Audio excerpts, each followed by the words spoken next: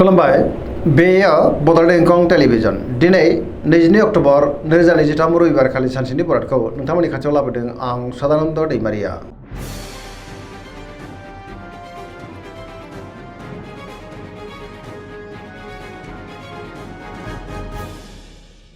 सिगां फरायनो लादों मेष राशि गिबि हांखो अ ल दिनैनि साना जोबोद मोजां जेरावबो देरहासारगोन आरो सुथुरखौ दिनै गोरलैयैनो फेजेननोबो हागोन बयजोंबो अनसायजागोन आरो मावनो लानाय खामानिफोरखौ थि समावनो आरो गोरलैयैनो मावफुंनोबो हागोन। गोसोनि साननायफोरा दिनै मोगथाङाव जाफुंनो हागौ। गोसोआव जोबोर गोजोननाय फैगोन।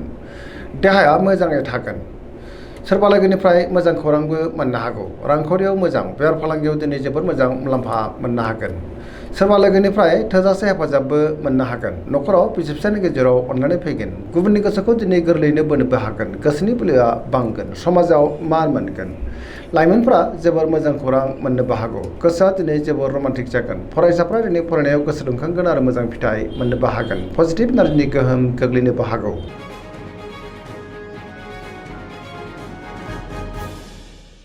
वृष राशि गिबि हांखो इ उ ब दिनैनि साना जोबोर मोजां।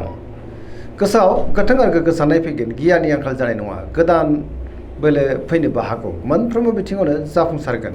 गोबां मोजां खाबुबो दिनै मोननो हागौ। सोरजोंबा बाख्नायजानानै गोसोआ दिनै जोबोर गोजोनगोन। गोसोनि बोलोआ बांगोन। मावनो लानाय खामानिखौ थि समावनो आरो गोरलैयैनो मावफुंनोबो हागोन। समाजाव मान मोनगोन। रांखावरियाव मोजां गोबां धोन आरजिनोबो हागोन। बेफार फालांगियावबो दिनै जोबोर मोजां मुलाम्फा मोननो हागोन। आयाबो बांनो हागौ। न'खराव बिसि फिसायनि गेजेराव अनलायनाय फैगोन। देहाया दिनै मोजाङैनो थागोन। गुबुननिफ्राय थोजासे हेफाजाबबो मोननो हागौ। जायखि खामानि मावा मानो मोनफ्रोमबो खामानिखौनो दिनै मोजाङैनो मावफुंलांनो हागोन। लोगोफोरनिफ्राय अनसायनाय मोननो हागौ। गोसोनि साननायफ्रा दिनै मोगथाङाव जाफुंगोन आरो पजिटिभ एनार्जिनि गोहोम गोग्लैगोन।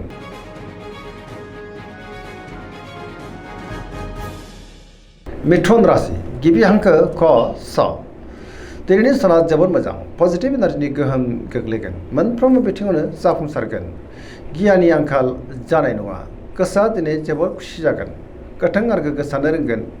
रांखावरियाव मोजां बेफार फालांगियावबो मोजां होनजायो। न'खराव अनलायनाय फैगोन। बिदा फंबायनिफ्राय थोजासे हेफाजाबबो मोननो हागौ। गोसोनि बोलोआ बांगोन। गावनि गोसोनि साननायखौ दिनै गुबुननो फोरमायनोबो हागोन। सोरबा लोगोनिफ्राय मोजां खौरांबो मोननो हागौ। गुबुनजों मोजां सोमोन्दो लाखिनोबो रोंगोन। बहाबा थाङोब्ला दिनै जोबोर मोजां आरो मोजाङैनो हान्थिनोबो हागोन। लाइमोनफोरनि गोसोआ दिनै जोबोर रमान्टिक जागोन आरो गावबा गावनि गोसोनि साननायखौ फोरमायलायनोबो हागोन। पजिटिभ एनार्जिनि गोहोम गोग्लैगोन।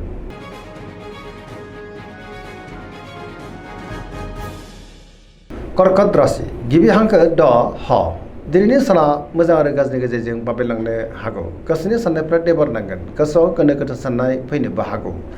माबा नङा माबा मोनसे गोरोन्थि मावफ्लांनो हागौ। सोरबा लोगोजों रायखोमा जानोबो हागौ। नेगेटिभ साननाय फैगोन। मावनो लानाय खामानिखौ मावफुंनो हायोब्लाबो माबा नङा माबा मोनसे गोरोन्थि मावफ्लांनोबो हागौ। रांखावरियाव मोजां अब्लाबो नाथाय खरसायाबो बांनो हागौ। बेफार फालांगियाव मोजां होनजायो। देहाया दिनै बारा मोजां थानाय नङा। गोबां रोखोमनि देहायारि जेंनाजों मोगा मोगि जानांनोबो हागौ।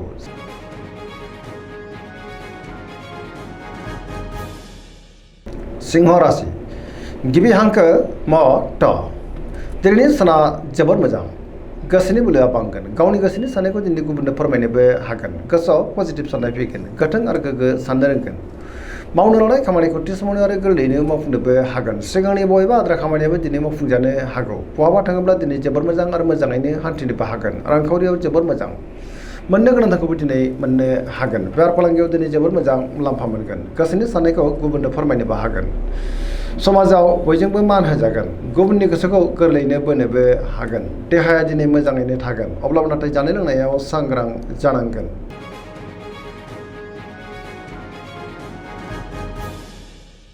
कन्या राशि गिबि हांखो प ट दिनैनि साना मोजां आरो गाज्रिनि गेजेरजों बाबेलांनो हागौ। गोसोनि साननायफ्रा देबार नांगोन। गोसोआव गोनो गोथो साननाय फैनोबो हागौ। गोथों आरो गोग्गो साननो रोंनाय नङा। गियाननि आंखाल जानोबो हागौ। रांखावरियाव मोजां बेफार फालांगियावबो मोजां होनजायो। देहाया नाथाय बारा मोजां थानाय नङा। गोबां रोखोमनि देहायारि जेंनाजों मोगा मोगि जानांनोबो हागौ। जानाय लोंनायाव सांग्रां जानांगोन। सोरजोंबा रायखोमा जानोबो हागौ। नेगेटिभ एनार्जिनि गोहोम गोग्लैगोन। लाइमोनफोरनि गोसोआ दिनै जोबोर आला खाला जानोबो हागौ।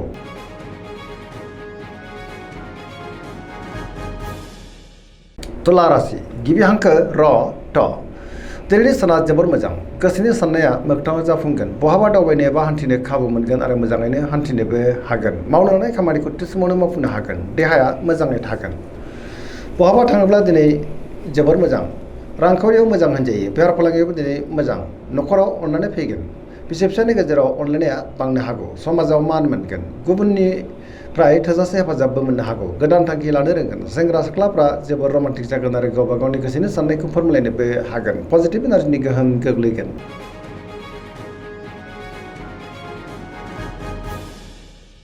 वृश्चिक राशि गिबि हांखो न स दिनैनि साना जोबोर मोजां समाजाव लोगो लेवा बांगोन बहाबा थांनो एबा दावबायनो खाबु मोननोबो हागौ पजिटिभ एनार्जिनि गोहोम गोग्लैगोन सोरबा लोगोजों बाख्नायजानो हागौ समाजाव लोगो लेवा बांगोन बहाबा दावबायनो खाबु मोनगोन सोरबा गोजाम लोगोजों बहाबा लोगो मोननानै गोसोआ दिनै जोबोर गोजोनगोन गोथों आरो गोग्गो साननो रोंगोन गियाननि आंखाल जानाय नङा मावनो लानाय खामानिखौ थि समावनो आरो गोरलैनो मावफुंनोबो हागोन गोसोनि बोलोआ बांनो हागौ गोबां मोजां खाबु दिनै मोननो हागौ न'खराव अनलायनाय फैगोन रांखावरियाव मोजां बेफार फालांगियावबो मोजां होनजायो देहायाबो दिनै मोजाङैनो थागोन गुबुननिफ्राय मोजां खौरां मोननानै गोसोआ दिनै जोबोर गोजोनगोन लाइमोनफ्रा जोबोर रमान्टिक जागोन आरो गावबा गावनि गोसोनि साननायखौ फोरमायलायनोबो हागोन पजिटिभ एनार्जिनि गोहोम गोग्लैनोबो हागौ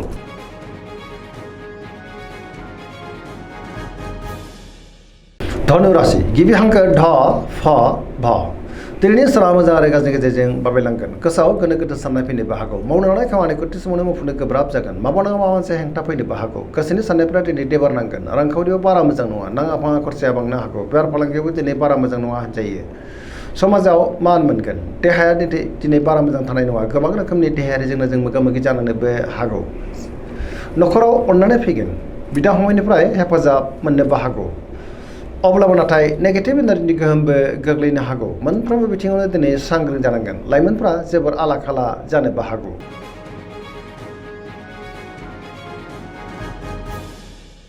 मकर राशि गिबि हांखो ख ज दिनैनि साना जोबोर मोजां गोसोनि साननायफ्रा दिनै मोगथाङाव जाफुंगोन मावनो लानाय खामानिखौ थि समावनो आरो गोरलैयैनो मावफुंनोबो हागोन रांखावरियाव मोजां बेफार फालांगियावबो मोजां होनजायो मोननो गोनांखौ दिनै मोननो हागोन गुबुनजों मोजां सोमोन्दो लाखिनोबो रोंगोन गोबां मोजां खाबुबो दिनै मोननो हागौ मोनफ्रोमबो बिथिङावनो जाफुंसारगोन गोदान खामानियाव दिनै आखाइ होजेननो हागोन बिदा फंबायनिफ्राय थोजासे हेफाजाबबो मोननो हागौ सेंग्रा सिख्लाफ्रा गावबा गावनि गोसोनि साननायखौ फोरमायलायनो हागोन फरायसाफ्रा दिनै फरायनायाव गोसो दुंखांगोन आरो मोजां फिथाइ मोननोबो हागोन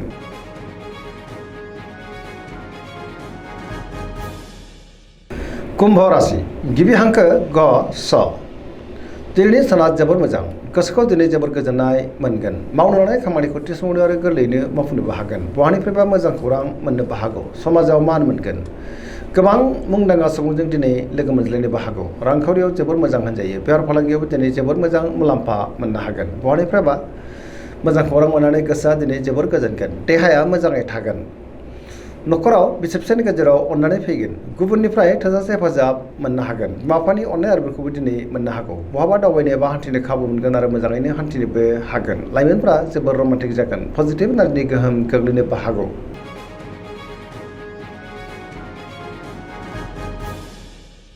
मीन राशि गिबि हांखो ड स दिनैनि साना जोबोर मोजां गुबुननि थाखाय दिनै गोबां मोजां खामानि मावनानै होनोबो हागोन गोबां मोजां खाबुबो दिनै मोननो हागौ गोसोआव पजिटिभ साननाय फैगोन गोथों आरो गोग्गो साननो रोंगोन गोसोनि बोलोआ बांगोन गावनि गोसोनि साननायखौ गुबुननो फोरमायनोबो हागोन देहाया मोजाङै थागोन रांखावरियाव मोजां अब्लाबो नाथाय खरसायाबो बांनो हागौ बेफार फालांगियाव मोजां होनजायो सोरजोंबा बाख्नाय जानोबो हागौ लाइमोनफोरनि गोसोआ दिनै जोबोर रमान्टिक जागोन आरो गावबा गावनि गोसोनि साननायखौ फोरमायलायनोबो हागोन फरायसाफ्रा दिनै फरायनायाव गोसो दुंखांगोन आरो मोजां फिथाइ मोनगोन सरासनस्रायै दिनै साना जोबोर मोजां आरो मोजाङैनो बारग'लांगोन